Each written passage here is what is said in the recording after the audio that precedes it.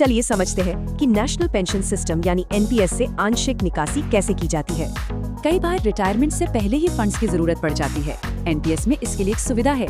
तो इस पूरी प्रक्रिया को समझते हैं, एलिजिबिलिटी से लेकर पैसे हाथ में आने तक। प्रोसेस शुरू करने से पहले 3 जरूरी शर्तें हैं जिन्हें पूरा करना होगा। देखते हैं क्या है वो। पहली शर्त, सब्सक्राइबर का एनपीएस में कम से कम 3 साल का होना जरूरी है।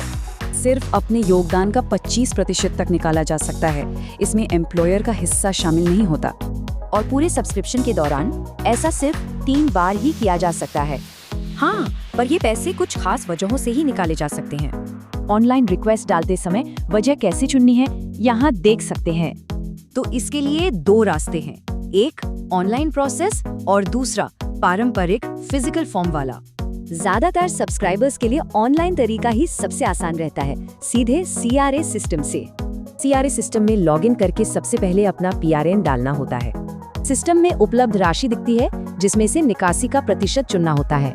और सबसे दिलचस्प बात, इसके लिए किसी सपोर्टिंग डॉक्यूमेंट की जरूरत नहीं है, जैसे मेडिकल बिल्स।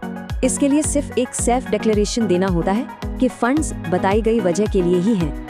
यहाँ सिर्फ एक ही चीज अपलोड करनी है, साइन किया हुआ विड्रॉल फॉर्म। फॉर्म अपलोड होते ही सिस्टम पर एक कंफर्मेशन मैसेज आ जाता है।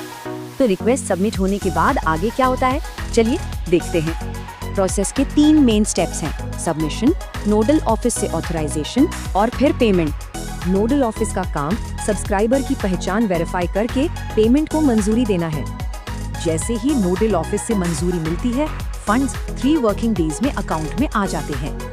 तो इस पूरी प्रक्रिया को समझना जरूरी है ताकि जरूरत के समय फंड्स आसानी से मिल सके।